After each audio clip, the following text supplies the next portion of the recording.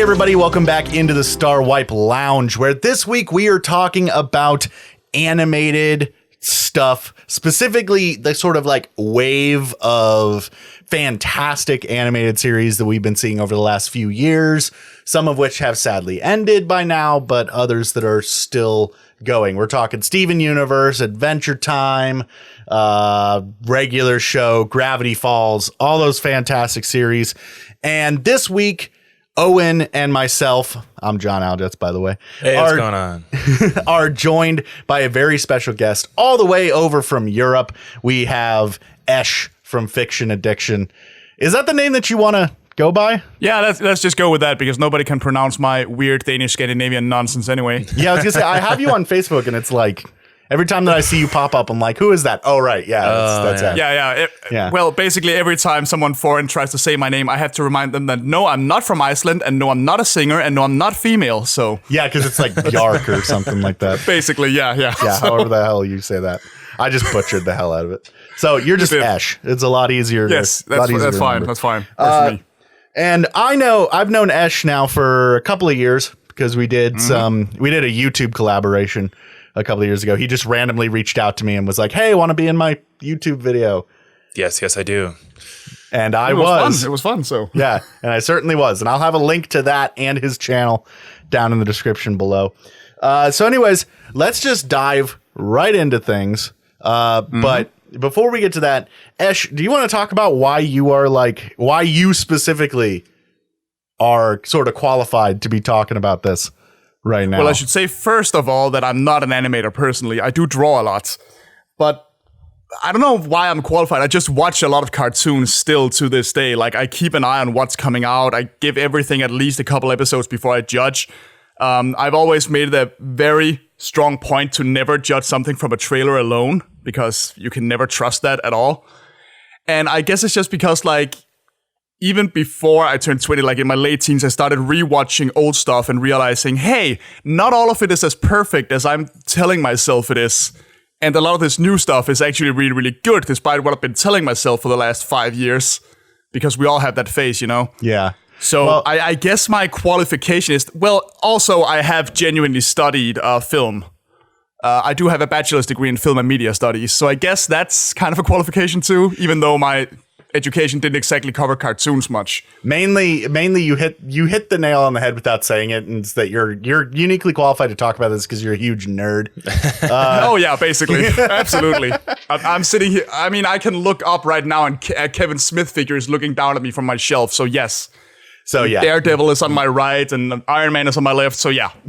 Yeah, we've got quite a bit of that stuff in John's room right here. Yeah, we're sitting here staring at Avengers and Justice League posters. Yeah, absolutely. So cool. Yeah.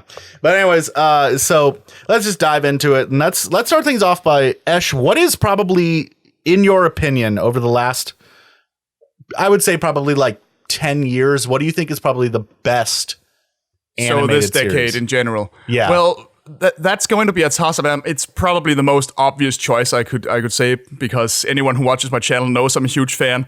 But it's somewhere between Steven Universe and Adventure Time. Those were the two that I kind of expected you to throw out. I had a feeling, especially Steven Universe. If you check out my channel, I have like 5 videos about it.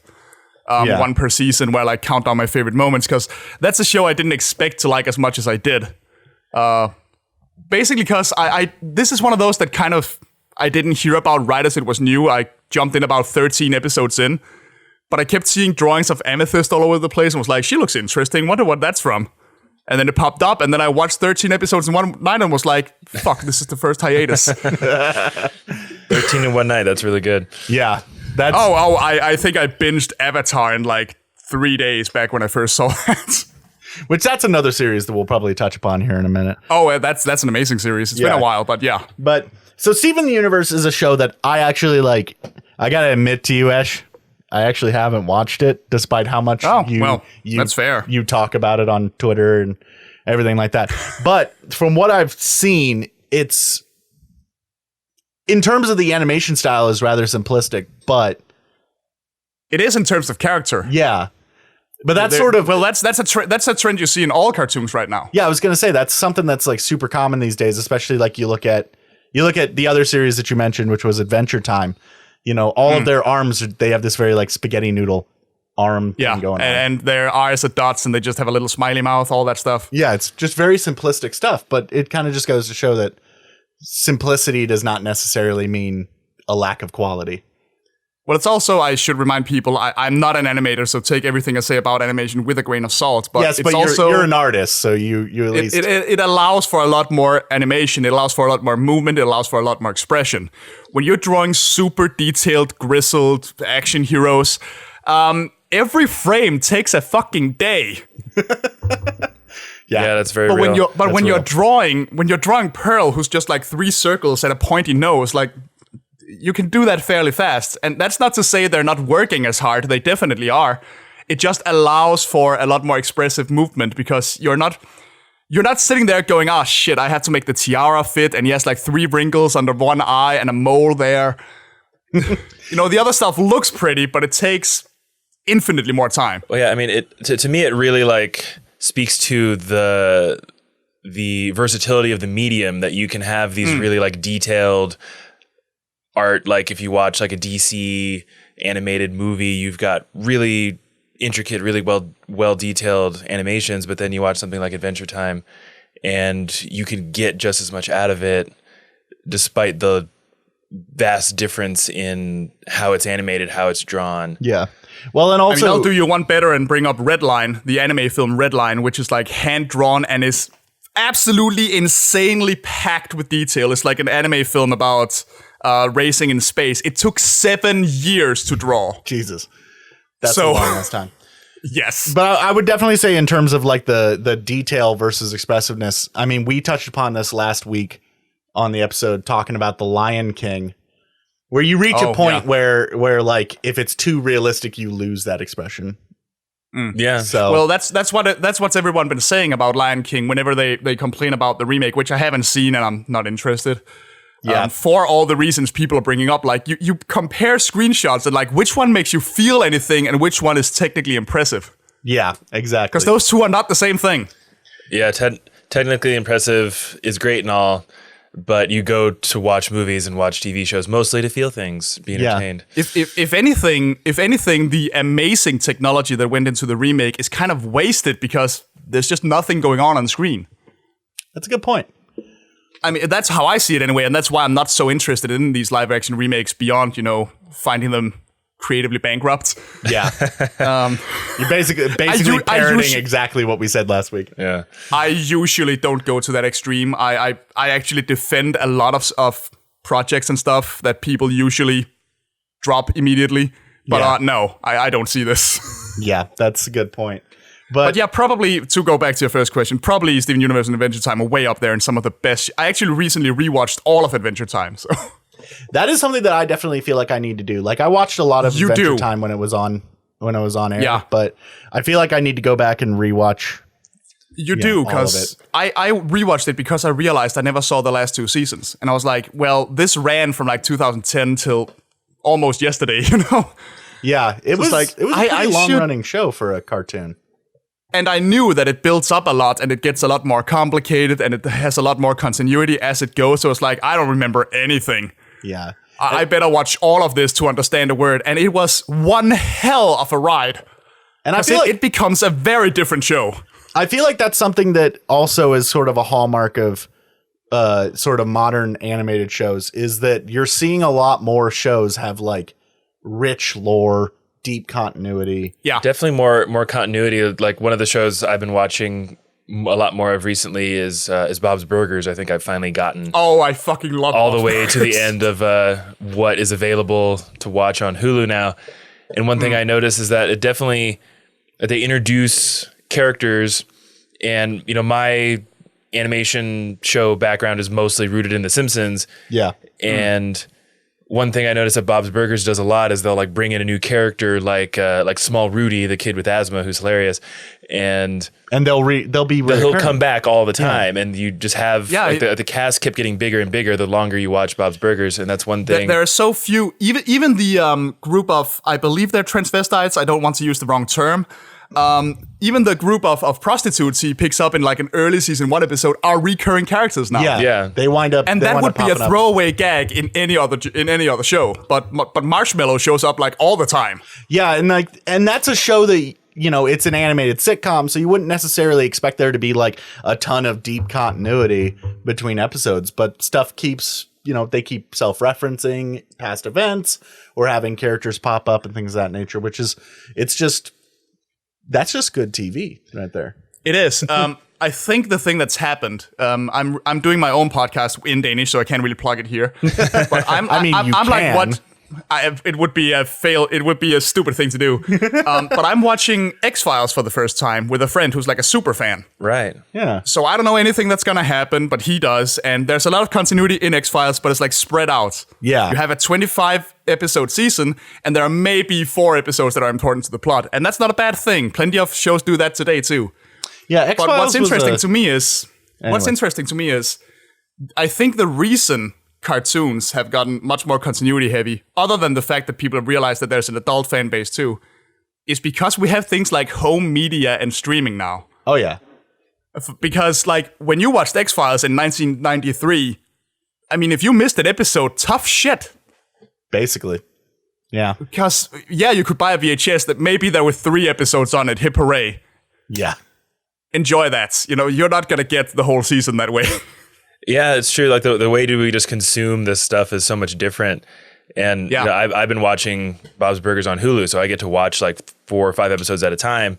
And it's a lot easier to notice this continuity that exists. But if I watched on a weekly basis and I miss an episode, tough shit for me. Yeah. And I feel like not even just go on. Sorry. Oh, well, I was just gonna say, I feel like a prime example of like a long running story that is sitting behind what's going on in a show. Definitely a good example of that is Gravity Falls.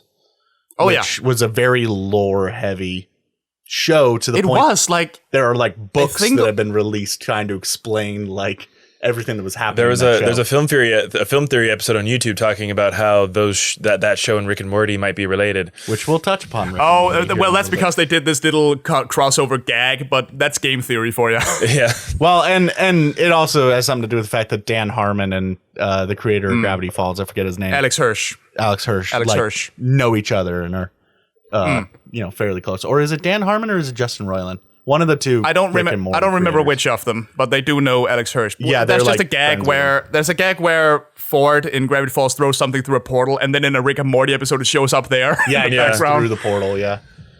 That's always sounds like Matt Pat to make a big deal out of that. All respect to that guy, by the way. He's had huge success, so I'm not. Yeah, but he does have a tendency to take like a small little detail and turn it into. I mean, that's the whole point. Well, that's the point of the show. Yeah. Although I guess I really shouldn't say anything because I work for Screen Rant, so we're like kings of taking something small and turning it into a 10-minute long video. But talking about continuity, like I was thinking about this recently because continuity-heavy cartoons did exist before home media, but it took off when home media became a thing, I've noticed. Because when I was a kid, one of the first cartoons I actually followed was Spider-Man, the animated series. Yeah. That was definitely which is a classic. Heavy show. Exactly, and that's a lot of people have forgotten that, but aside from the first season, that show ran on like 5 to 6 episode story arcs. Yeah. It was insane. One of my friends just wanted to see the first episode where Morbius appeared because they are planning that movie, which I still think is a terrible idea. But we'll see how it goes. But then I put it on because, okay, we can find it. Let's put it on. And I realized, wait, this is like episode 4 of a storyline. Yeah. And in the next episode, the fucking Punisher shows up. And I was like, what the hell is happening? Yeah, I remember. I believe that's the same arc where Blade shows up.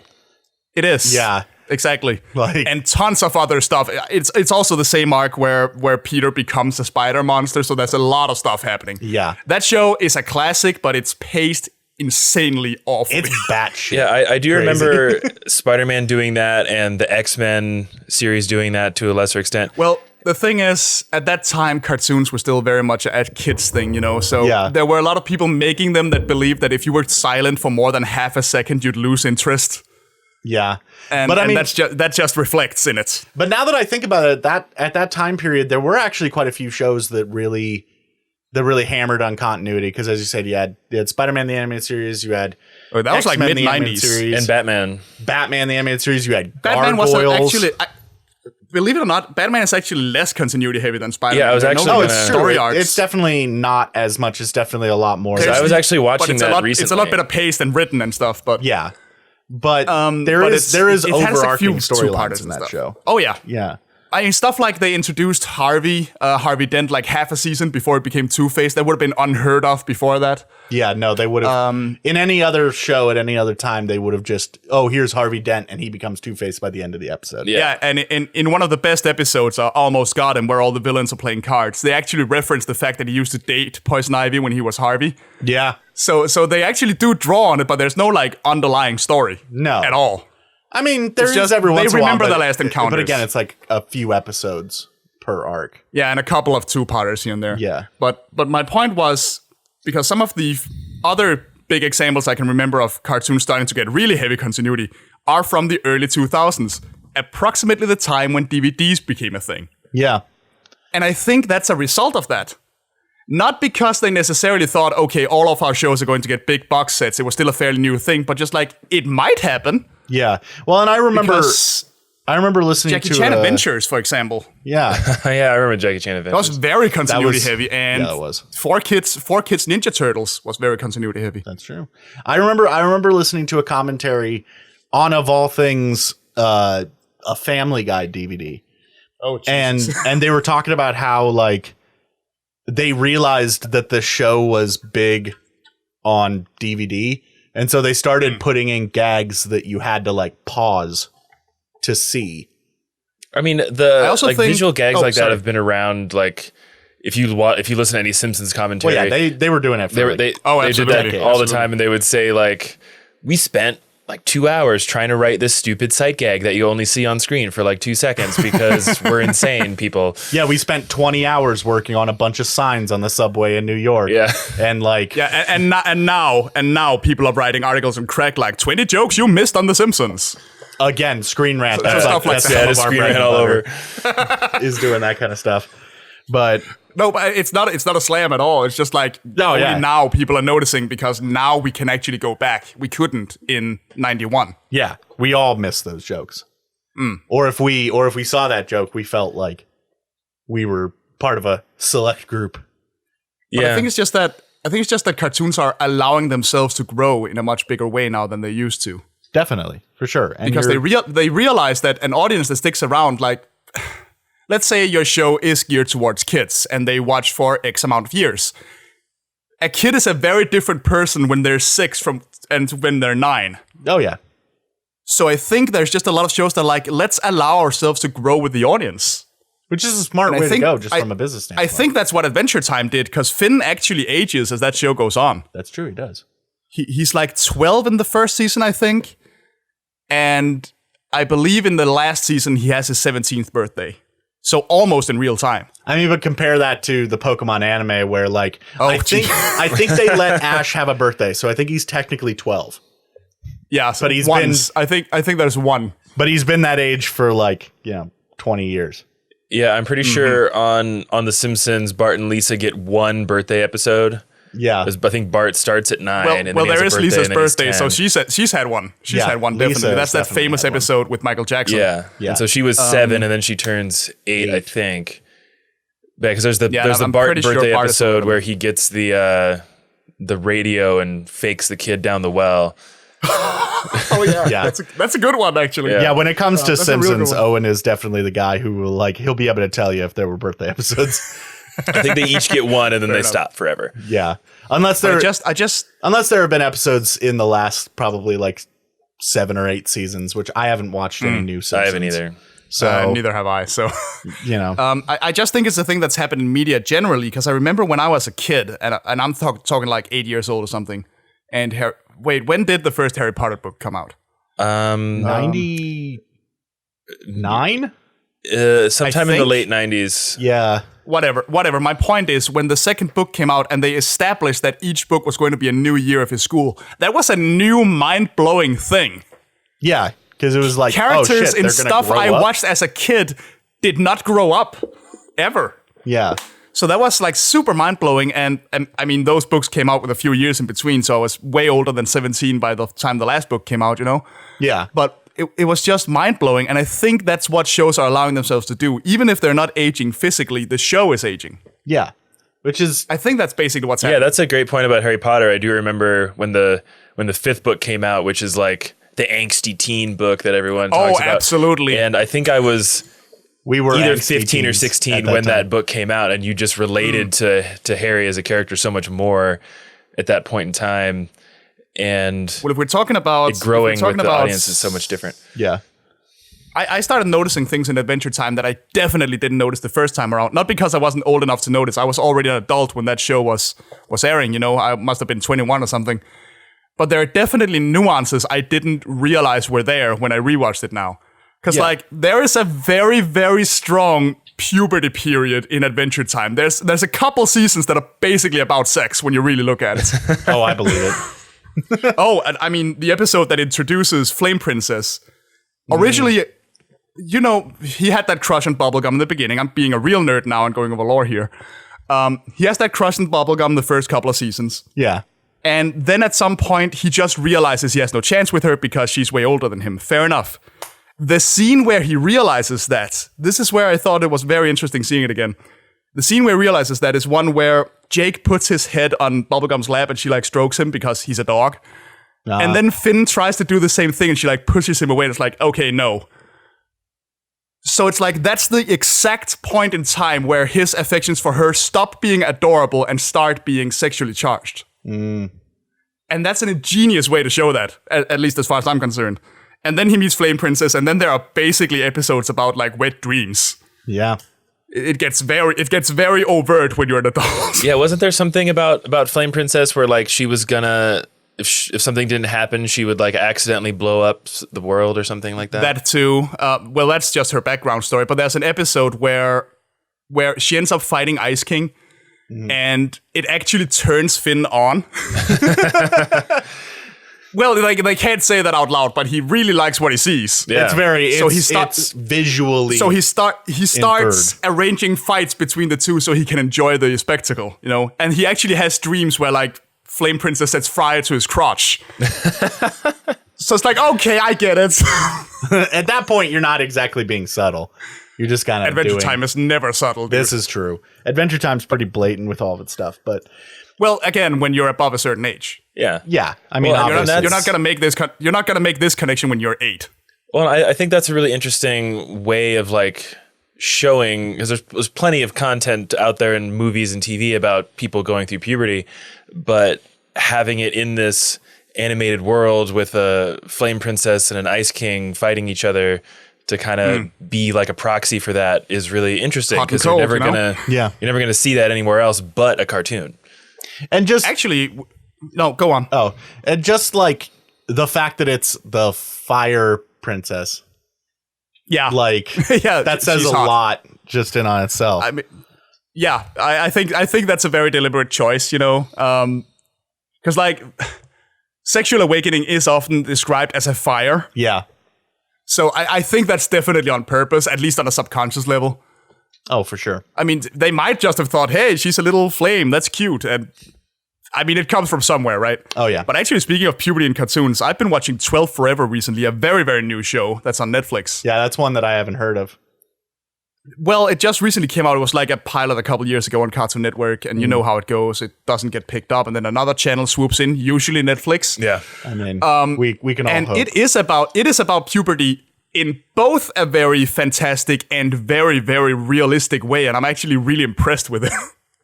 Might have to be one that I check What was that called again? 12 Forever. 12 Forever. Because it's basically about a girl who just turned 12 but refuses to grow into puberty. It's about this girl I didn't named know that we Reggie had a who- choice. Well, the thing is, she has like her own personal Neverland. Ah, She has this fantasy island she can go to that is actually called Endless Island. Gotcha. And she can like take her friends there, and when they're there, they're superheroes, and this island is just inhabited by weird, fantastic characters that love them no matter what they do. Like, in their eyes, they're flawless. But of course, as things get more complicated in real life, it gets harder and harder to go there and unwind. It's basically saying it's okay to still hold on to childish fantasies, but you're still gonna have to grow up in some regard. Yeah. But like, it's both fantastic. Like, the villain is like a very curvaceous female witch, so she's obviously like Reggie's fear of growing into a woman. Mm-hmm. Like, she's actually awakened by throwing purity books into like a lake. So again, it's not very subtle. But in the real world, they actually show things extremely realistically. Like, the first scene is her 12th birthday, where instead of getting action figures she wants, her mother gives her dresses and a bra. Huh. Okay. So it's like very. It strikes a really fun balance. I've been very, very happy with. I just wanted to. I wanted to bring that show up. It's very interesting to watch, and it gets extremely uncomfortable. Because like with a lot of shows, it gets darker as it goes on because it's adulthood. You know, it does it in a slightly different way than others I've seen. But also like the real world stuff, you recognize that shit. This is about a 12-year-old girl, and I'm still seeing situations where I'm like, oh fuck, I remember that. Yeah, I don't think that any of us here on the podcast can relate to being a 12-year-old girl. We can't, but you can relate to a lot of situations. You can relate to being 12 years old. Yeah, absolutely, for sure, and that comes up a lot. Yeah, I've just been very impressed with it, so I needed to bring that up. I've been like telling myself I need to bring that up on this episode. Yeah, to me, that just based on that description, it sounds like a more. I don't know if nuance is the right word, but I'm just going to use it anyway. It seems like a more nuanced version of that Big Mouth show on Netflix. Well, Big Mouth gets a lot of shit for its gross out humor and its art style, and I'm not a fan of the art style either, personally. But I actually also appreciate that show a bit more than most people do, because I appreciate that it shows puberty as a really gross thing. Yeah, which it because it is. It's probably the grossest thing that we all go through. I mean, we all have seen these movies about blossoming into a young adult, and you're gonna fall in love for the first time, and there might be hair somewhere. It might be a little weird, but it'll all be fine. And then Big Mouth comes. No, it's fucking gross.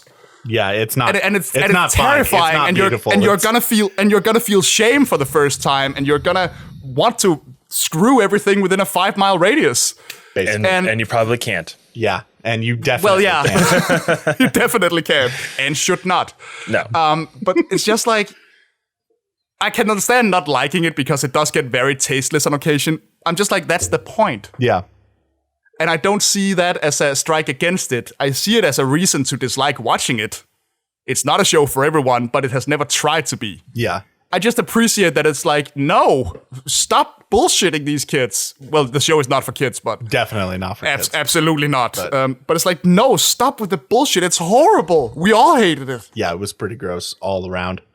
But I feel like we would be remiss to miss the opportunity while we're talking about shows on streaming platforms to not mention BoJack Horseman. BoJack Horseman. Oh, I love BoJack. I'm probably one of the biggest fans. That's one of my favorites. I love that so much. It's so good. Because like if you're talking about, you know, obviously modern animation and sort of this wave of fantastic animated shows, obviously BoJack Horseman is one that has to be brought up.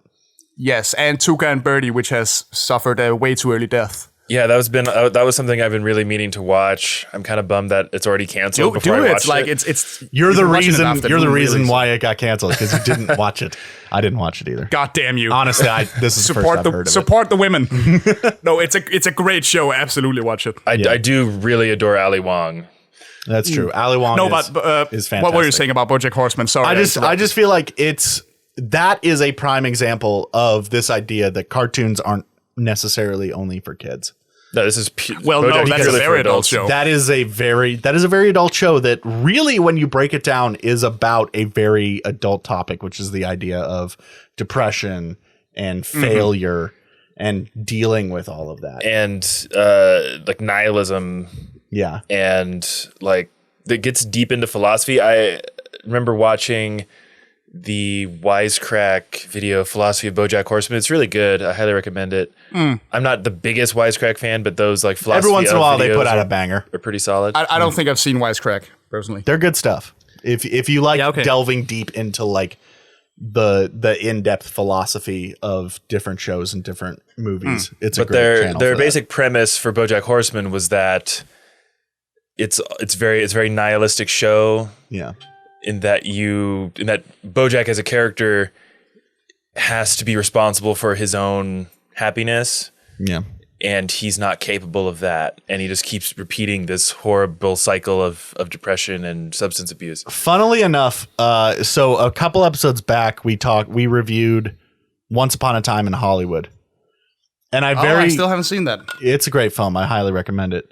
But I very much feel like Leonardo's character in that movie is basically a human version of BoJack Horseman. Oh yeah, there's even a visual cue because in the movie he's like sitting in his pool in the Hollywood Hills listening to headphones, and in the intro for BoJack Horseman, that's like a thing that you see. Yeah, BoJack hanging out in the pool. But they're both characters who are like, you know, they were actors who were big on a television show years and years and years ago, and everybody remembers them for that. But since then, they've kind of been, you know, they haven't really been able to do much since then. Yeah. And they both have, you know, their plucky friend who's trying to like help them out. I mean, I guess Brad Pitt's character wouldn't exactly be described as plucky, but you know. Well, the ingenuity of BoJack Horseman is saying you are responsible for your actions in a show format that normally has no consequences. The This sitcom. is true. So I've always thought that was just genius. The fact that he is a sitcom star from the 90s when people actually watch any random 90s sitcom, they're still funny, a lot of them. Like I can definitely enjoy Fresh Prince, for example. Yeah. But a lot of people behave like horrible turds. Well, and I always 80% of the time. because like so BoJack, can we all just agree that he's supposed to be he's basically the horse version of Bob Saget? yeah, we can. Yeah. Because every time that I watch that show, when you're at the beginning and they're talking about like the show that he used to be on and everything like that, Horsing around. it's very basically obvious Family that he Man. is like supposed to have been Bob Saget, basically. That's awesome. Yeah. Yeah. I didn't think of that, but yeah, you're right. I haven't seen that show much. Yeah, so. the contrast between the show Horsing Around and the real life of BoJack Horseman is so good and interesting. Like you said, like in the sitcom world, there aren't really any consequences for your actions, and basically the entirety of BoJack Horseman is just consequences for the shit that he's done. Yeah. Well, yeah, because he keeps expecting the real world to function like a TV show he was in the 90s because he got away with everything there, you know? Yeah. And obviously it doesn't work out. I think they actually say that outright in one episode. Like, you keep expecting things to work out the way they did in Horsing Around. I mean, they probably I don't remember exactly, but I think there is an episode where they like say that word by word just for the people in the back who haven't gotten it yet. Yeah. Because there are sadly people out there who, for some bizarre reason, idolize this guy. And he is not to be idolized. No, I feel like, I don't know necessarily if like it's necessarily idolizing BoJack. Oh, there are some. I mean, there probably I've are, seen them. but I feel like more than anything, at least on the internet, the people that I've seen, they relate to BoJack. Oh, And I absolutely. think that's where the sort of admiration comes. No, I've had periods of depression myself, not nearly as severe. I mean, as I think like. at this point, basically everybody alive has definitely been depressed at some point. Well, everybody usually has at least one. I was once diagnosed with dysthymia, which is like mild depression over a longer period of time, I believe is what my therapist told me. Don't quote me on it. Rough. But it does mean that I recognize some of the shit he says to himself. Yeah. The episode "Stupid Piece of Shit" is horrifying to watch. Yeah, that one. Yeah, that one in particular. The one where really they keep showing that like crayon version of himself, telling him he's garbage every step of the way. That's some. It's heartrending. That's some brutal ass shit. I mean, I've been there. I've had that voice. Yeah. And it's terrible. I laugh when you bring that up, just because it is something that I've definitely experienced something similar to that. And Yeah, and it was so well done. I think it's often brought up as one of the best episodes because of it. yeah. I mean, who hasn't had a period of time where like their inner voice is just railing against them, basically. Well, going right back to puberty, I believe Hollyhock in one season, she like hints that she has depression. And she asks him, all right, this is just some silly teenage stuff that's gonna go away, right? And he says yes. which is just all kinds of terrifying. Yeah, because like, does it really? No. He knows. Yeah.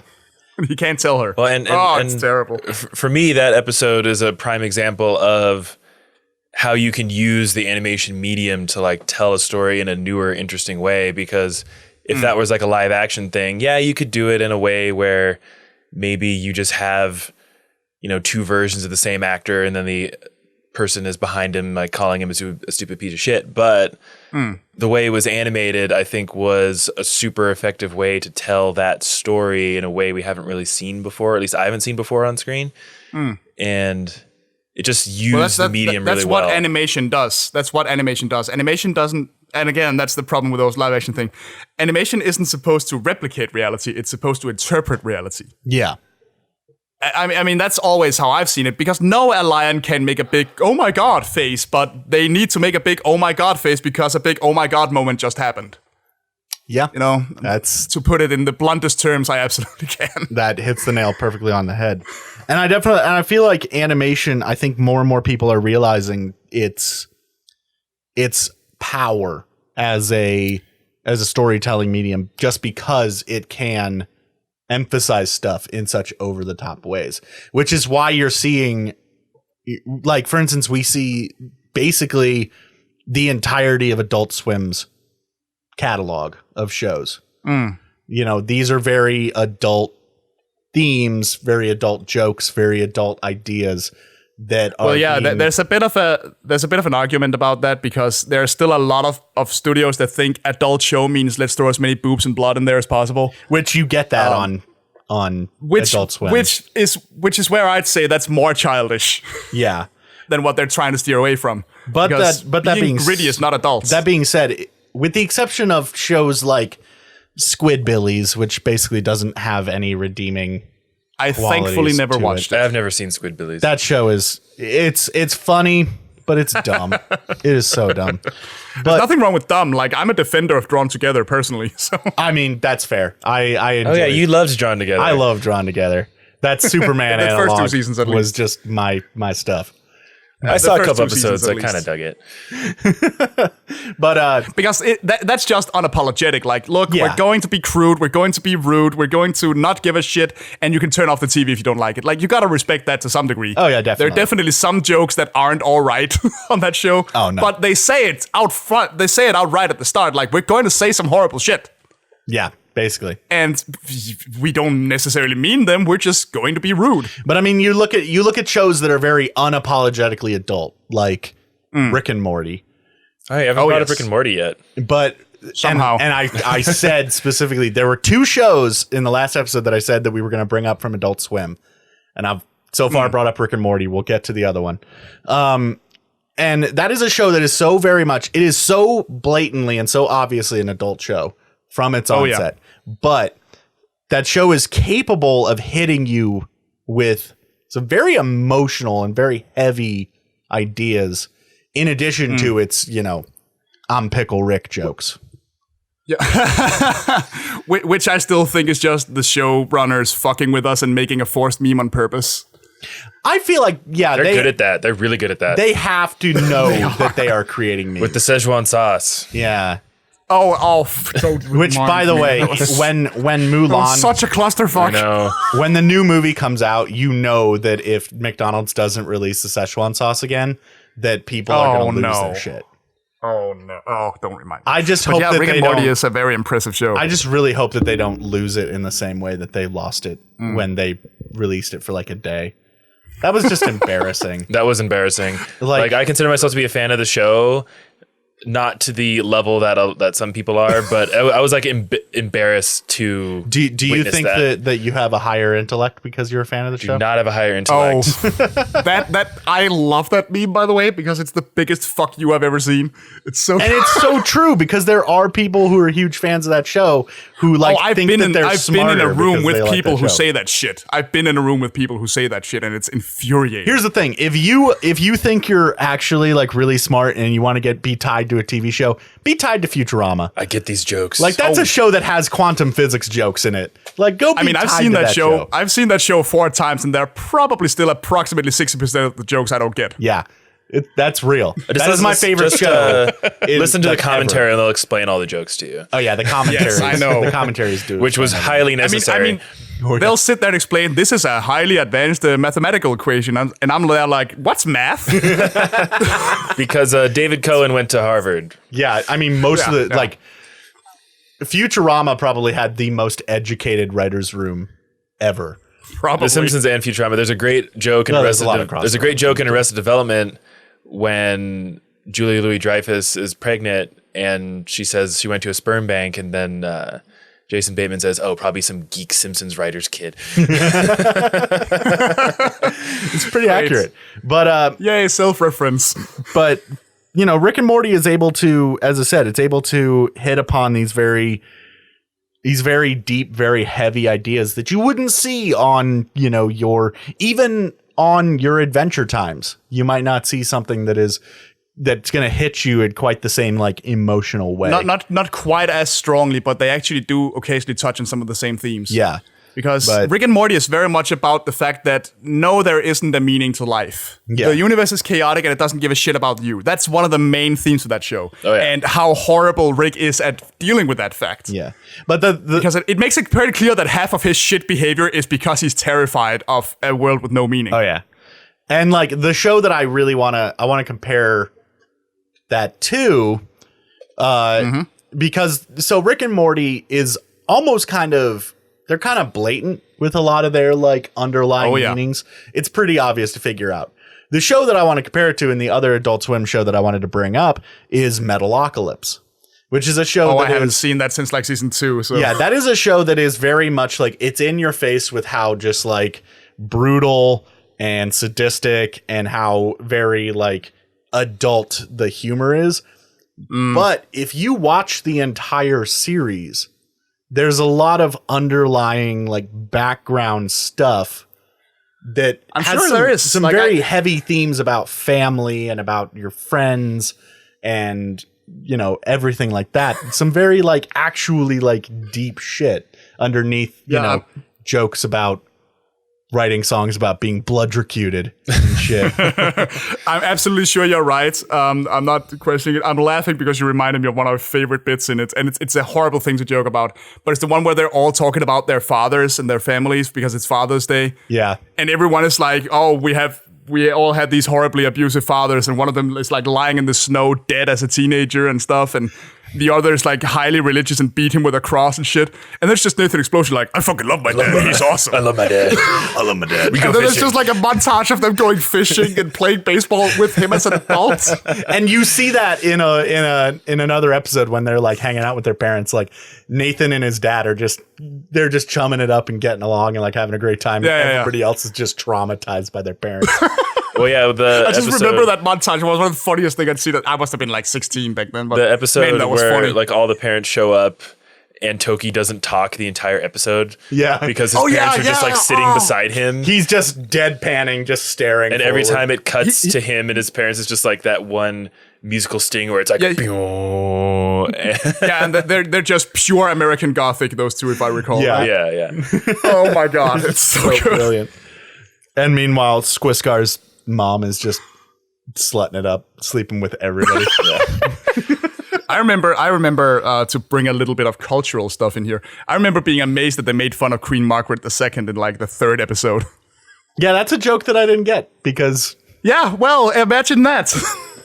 I'm not from, that region of the world. Yeah. Well, most of the band is Scandinavian, so of course it had to come up. Yeah. Because I know that we said that he's European, but you're Denmark, correct?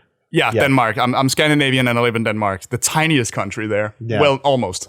So So yeah, I'm very much in that Viking area. So that was my queen that we're making fun of there and making her melt by fucking eating mercury.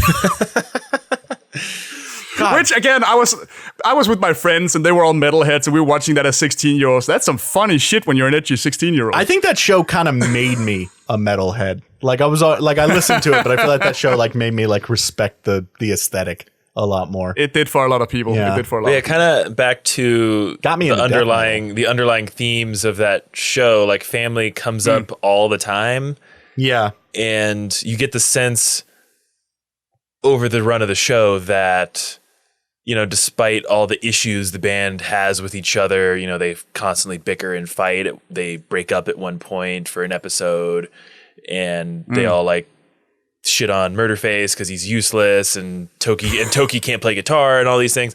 There's always this interband squabble, but by the end, it's kind of the family you choose sort of thing. Yeah. Yeah. Well, a lot of shows have always been about families you choose. Like, that's half the point of almost any boys anime. Basically. But I'm not shitting on it. I love that stuff. But I think that's coming up even more now because we're seeing a lot more, well, in cartoons for kids too, we're seeing a lot more, I don't want to use the word alternative, but I can't think of a better one. Family models show up a lot more often. Actually, 12 Forever that I mentioned, of the 3 main characters, 2 of them come from divorced families. That's highly unusual, believe it or not, but it is. I mean, but in reality, that's not that unusual. In reality, I think that's like half the families out It there. is about half, yeah. And Especially in the main US. character has an openly gay crush halfway through the show. Like, that's another thing about streaming and stuff like that. When you're on Netflix, they still have some guidelines they have to follow, obviously, but thankfully they're free from a lot of developer pressure. Yeah, they can get away with a lot more. But Yeah, and I like that because like these things aren't adult themes coming from a family of someone who has broken up or falling in love with a girl, even though you're a girl. Like, that shit happens. Come on, man. I mean, I know I'm very European in that regard. It's We don't consider it as big of a deal. It's becoming better in the US in that regard. it definitely It is. is. And especially and definitely with, on the entertainment spectrum. especially with this generation, because, for instance, like, we both grew up with LGBT people around us. Yeah, I mean, my our entire life. sister came out when I was like 10. Yeah, I mean, like, my earliest memories of going out to bars and stuff were going out to gay clubs with your sister. Yeah. Like, that's just that's real. Awesome. But I want to circle back around. At the age of 13, at the age of like 17, I think I helped a friend pick out a Marilyn Monroe dress for a party or something. That's I real. didn't care. That's real. One thing that I want to jump back to Metalocalypse real quickly to touch upon one other sort of underlying idea that floats in the background of that show that's a little bit more in the forefront, which is the idea of the brutality of life. Because that show touches upon that idea, but I feel like they touch upon it in a way that a lot of other shows don't. And it goes kind of the opposite direction that you would expect with that show. Because with that show, there's, people getting butchered at concerts and like really horrific stuff is going on. But whereas most shows would when they're talking about how rough life is, would hammer in like life sucks, it's hard, it's difficult, everything sucks. That show kind of goes the other way, because if you're paying attention to the world outside the band, it's very picturesque. It's very, American dream kind of idea. Oh, I hadn't thought about that. But again, I haven't watched it in like 15 years. So. I mean, I would disagree that outside of the band, it's very like, I would disagree that it's idyllic, especially in season 3, like the album gets delayed because the album not getting released is like affecting the world economy because of how big the band is. But I mean, like, what I'm saying is that it's almost using this over exaggeration of the brutality surrounding the band and everything to do with them to kind of be like, hey, look, life isn't as bad as in real life. Yeah. Oh, okay. I get what you're saying. Because yes, it shows that like people are literally murdering each other to get copies of the album. Like, people are starving to death because the local economy is so fucked because record stores they drank it. Because they drank they drank the album because they record on water. Real, that's right. Yeah. Oh my God, I remember that. Yeah. Yeah, like it's just kind of like, hey, look at how like ridiculously horrible this is. Ha ha ha. It's not that bad, guys. Well, one of the first things that you see in the series is them murdering like hundreds of people with a cube. Well, I'm pretty sure they drop down that like box and it unfolds and just slaughters half the audience. But I'm pretty sure the first thing that you hear, like the first spoken lines, is that reporter talking about the concert and the concept of the pain waiver.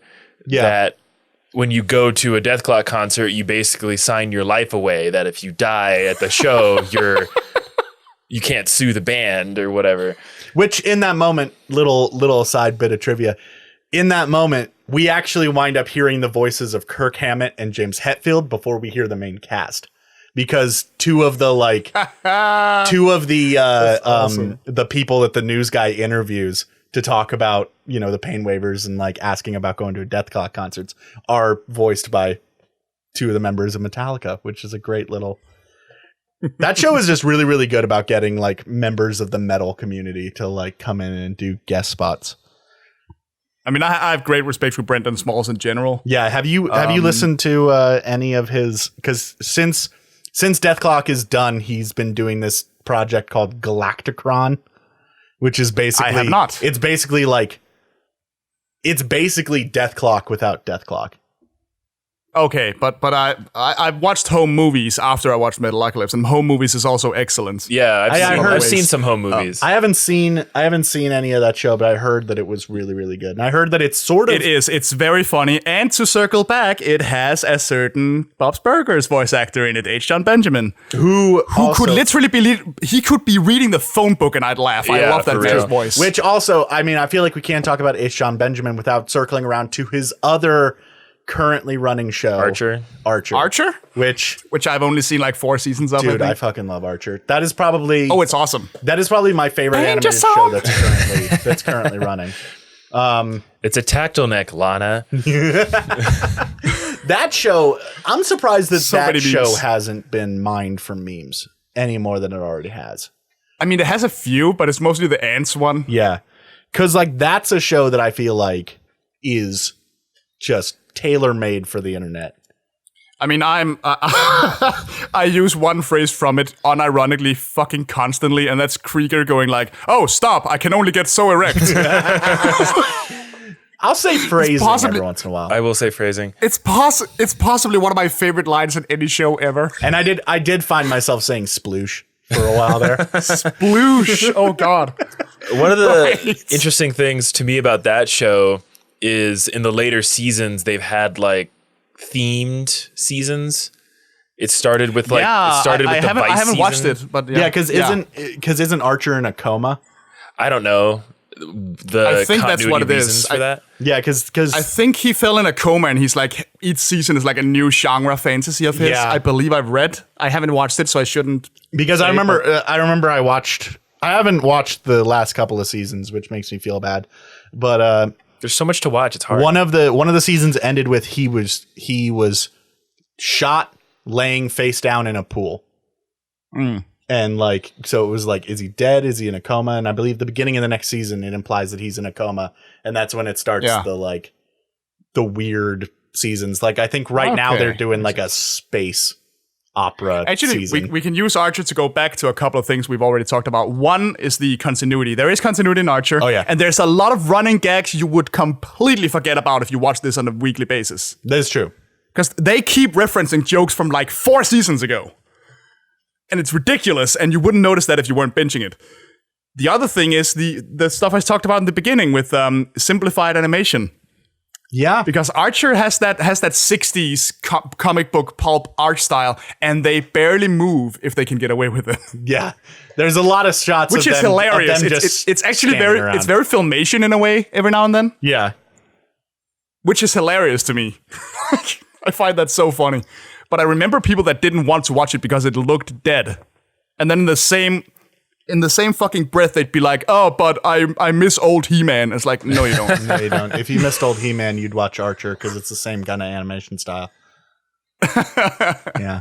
Well, yeah, that's my point. I don't want to shit on anyone's taste. Like, an aesthetic preference is totally fine. Yeah. It's just some of these arguments are absolute non-arguments. Yeah, you kind of invalidate your own argument by saying something else, kind of thing. Sort of. Yeah. But I just thought it was interesting that Archer is actually a perfect example of things we've already talked about. yeah. So we should be wrapping things up here soon. But before we get into, our usual end of the episode spiel, I just want to ask you guys, what is an animated show that from the last 10 years that to you basically completely encapsulates everything that you feel like modern animation, like what the benefits of it can be and what it sort of entails? hit me with your picks. Well, who wants to go first? You go ahead. You go ahead. All right. Well, then I'm going to be obvious again, because I am going to say Steven Universe for a couple of reasons we haven't actually brought up yet. We haven't talked a lot about that ever-famous buzzwords that makes everybody super mad, representation. That's true. That show Because has that show eats and breathes it, and it does so for a reason, because a lot of people that work on it are LGBT in one form or another, and I don't want to speak for anybody because I'm not, so it's obviously not my place to say, but I can at least appreciate how hard it tries. Yeah, because it starts out introducing all these things in very fantastical ways with stuff like fusion, alien hierarchies, all that stuff, but it gets more overt about it as it goes. It had that big wedding episode. Yeah.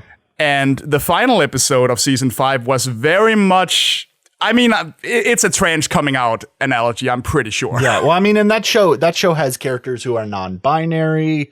There are, like, at one point, doesn't Steven become a girl? Well, no, he doesn't become a girl, but when he fuses, he can fuse with Connie, and they're genderless. Okay, yeah. And I'm pretty sure there was like an official tweet with like a tie-in comic where they identified as they. Yeah.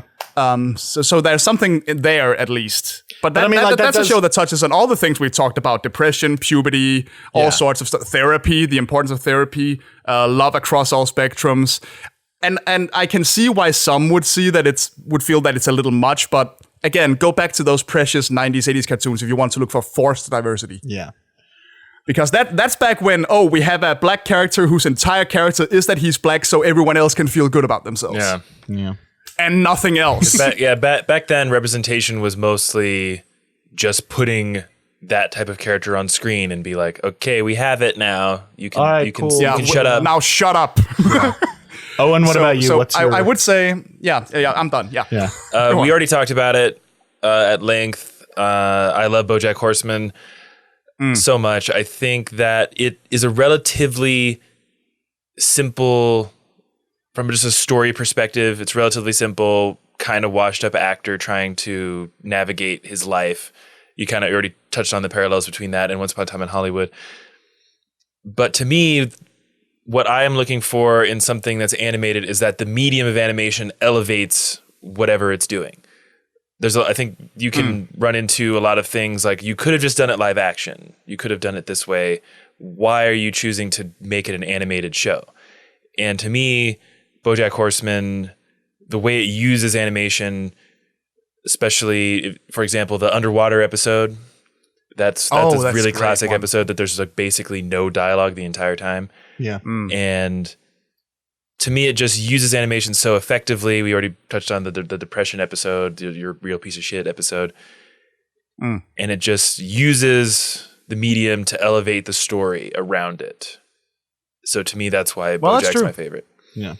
See, for me, I'm gonna have to go with Adventure Time probably, because to me, like, also a good choice. To me, when you're talking about modern animation, when you're talking about modern cartoon shows, what everyone immediately jumps to is Adventure Time, because that's probably sorry, go on. I was just saying it's probably the most well known. It's the most talked about recently. There have been papers written about that show.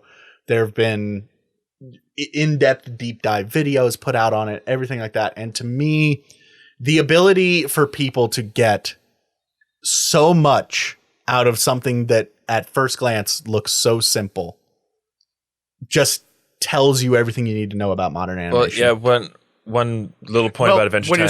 When you say that, sorry, let me real quick. Yeah. It's also where a lot of the things we've talked about started when it comes to children's animation. Yeah, it was definitely a pioneer in a lot of ways. Yeah, I was just going to say really quickly that to me, Adventure Time really bridged the gap between a show like kind of geared toward children, but also adults love it. Yeah. Like, I remember the first time I saw it, I was kind of confused. Like, is this some kind of like kid show? Why am I watching this? And then I saw like 3 episodes and thought it was really, really good. Yeah.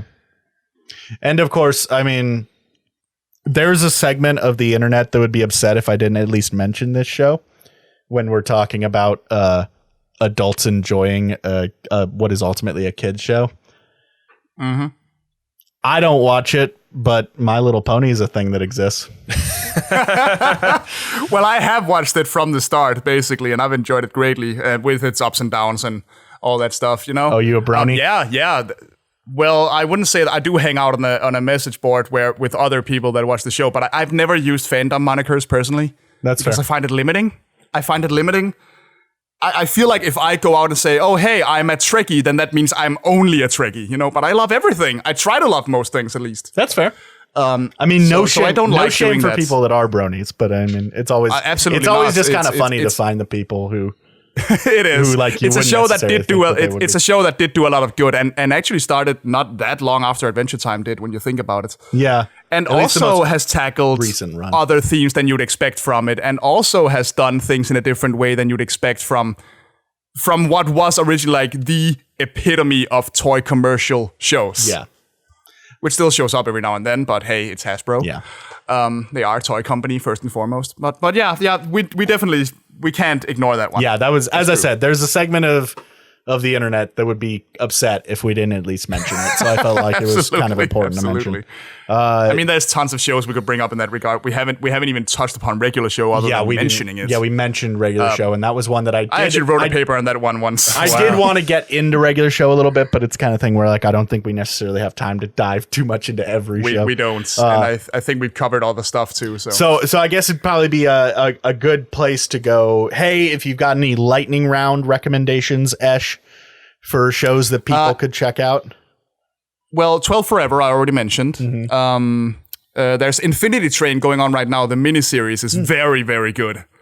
That and Over the Garden Wall, because Cartoon Network has started doing these miniseries formats where they make like 10-episode series, and they allow for much more experimentation that way. It's a good way to go. And also a good adult one, a good adult sitcom. F is for Family. Nobody ever fucking talks about F is for Family, and I can't understand why. And yet because that's that one show, I've actually heard of. Yeah, okay, but that's stand-up comedian Bill Burr, who basically has his own animated show, and the main character is basically just him. Yeah. In a lot of ways. But it takes place in the 70s, you know, the good old days, and the entire point of that show is showing the good old days weren't that good. Yeah, I think my sister It takes said place in the I need to watch 70s when everything was more simple. Remember back when you could smack your wife? Basically. That's basically the show. Because it's like, all of these things were horrible. No matter how nostalgic you feel for them. Yeah, for sure. But that's a really, really good. Plus, it's very, very funny. And if you're into humor being very in your face and very loud and very unapologetic, it is that too. But it touches on some really, really heavy domestic stuff on occasion too. Like there are some really heart-rending episodes of a father trying to relate to his son. Which I think are amazing. But yeah, definitely F is for Family. Way too few people talk about F is for Family. Well, and those are shows that everyone should probably check out, in addition to all of the stuff that we mentioned here. And I know that there's also like there's a lot of anime that we didn't touch upon because I don't think, anime I feel like is kind of a different subject. yeah, in a lot of ways. and that's why we didn't really bring it up too much. And that also on the fact that I know at least me and Owen aren't really. Yeah, I'm, Not just really not, I'm not into a big anime guy. I remember our roommate back in the day. I'm way behind. So was like, he still is, but when we lived together, he was just watching anime after anime after anime. Jared used to watch a lot of anime. And there were a couple shows he tried to get me into. There was one anime series that I legitimately loved that he recommended to me, and that was called Kenichi the Mightiest Disciple. That's Appetite Teach You actually How to pretty good. Kill? Yeah. That's the only anime that I can recommend. I'm not that into anime. I haven't really watched much. I've heard Attack on Titan's amazing, but I haven't seen it. See, and as far as my like anime experience, I watch like a lot of adaptations. Like I watched the Alita Battle Angel anime from way back in the day. I watched obviously Ghost in the Shell. Everyone's watched Ghost in the Shell, I think. But on top of that, I've also watched like adaptations of American properties. Like I watched the Witchblade animated show, and You are reminding me that I need to watch Ranja the Robber's Daughter from Ghibli, because that's like a Swedish, I believe, children's book that is very popular here, and I never watched that. well, maybe you should get on. I'm just musing now. We were in the middle of a lightning round, and I'm the only one who has given any recommendations. Well, that's because it was a lightning round for you. Oh, okay. Because past experience has shown that me and Owen are really bad at lightning rounds. Oh, yeah, so we we're don't terrible. normally do them. Okay. Cool. But anyways, guys and gals, if you we want to know now what animated shows you enjoy and which animated shows you think are, worth people checking out. Be sure to let us know on Twitter. We are at Starwipe Lounge. Use the hashtag Starwipe Lounge so it's a little bit easier to find. In addition to that, you can get a hold of me and Owen individually. I am at BenderWaffles, and Owen here is at OwenScott_P. You can find us on both Twitter. You're so good at doing that Instagram. now. I know. Now it just rolls off the tongue. I used to have so much trouble saying your handle, but now it just flows. But Esh, where can people find you on the internet? Well, they can find me on YouTube with the show Fiction Addiction, where I make sketch comedy. I hope it's comedy. Sketch comedy videos about basically anything. I feel like weird old movies, weird old cartoons, weird old animation, or new stuff. Basically, whatever I feel like at the moment. Or like on episodes where you talk about RPGs. RPGs. Starring. There are a couple of video game episodes too. Yes, but there's one in particular that stars a particularly handsome bloke. Yes, that is true. And he also has a guest in that episode. Oh wow! But you can also find me on Twitter on @FicAddictShow. Yes, which I will have so links I'm to there all too. that, and I will also have a link to Esh's DeviantArt, where you can check out some of his drawings and things of that nature, and you can also find out information about getting commissions from him, because Esh is a fantastic artist, and as I said, I'll have links. Oh, hush you! I'll have links to all of that down in the description box underneath this episode if you're watching on YouTube, or in the description of the episode if you're listening on any of the audio platforms that this is available on. So go ahead, go check out all of the stuff, follow him on Twitter, subscribe to him on YouTube. Just don't all subscribe to him on YouTube too fast, because I'm currently ahead of him in numbers and we need to keep it that way. I think I'm like 100 ahead of you right now or something like that. You might be. It's been a while since I've checked. I'm just thinking like don't you pull your follower on me, and don't you start with your reach of like 5 people that are gonna subscribe. Yes, all of our many podcast listeners. Hey, we got more than you think. Oh yeah. Yeah, as I said, I'm sure. I'm making jokes here. Our numbers on the audio platforms have been ticking upward. So like things are cool. Things are going great for us. That's great. So but anyways, guys, check out all of his stuff. Check us out next week when we will be talking about Owen. What are we talking about next week?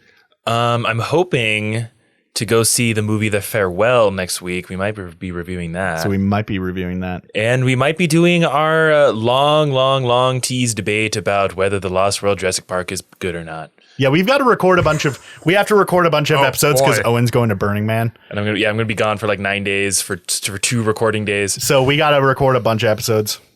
You're gonna come back sweatier than ever. Oh yeah. Covered in dirt with a new name.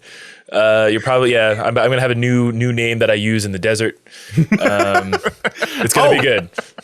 I just realized. Speaking of, I should have done this at the beginning of the episode. Speaking of reviewing movies that we see randomly, I saw Scary Stories to Tell in the Dark. That came out? Yeah. Damn you! I didn't. It was good. Is it good? Yeah. I would describe it, my like really quick review before we end the episode. My quick review of it would basically be, it's a kid's version of It. Cool. Because it very much feels like it has the same sort of vibe as It. That being said, maybe don't take your kids to see this movie because it's actually pretty. Oh no! It's actually pretty scary. I mean, just the fact that they based it on the drawings. Yeah, Ugh. it's some shit. But anyways, guys, we're gonna end this episode. We're well past an hour. So yeah, check out Ash. Check us out next week, and we hope that you have a good one. Thanks for having me. Thanks for coming on.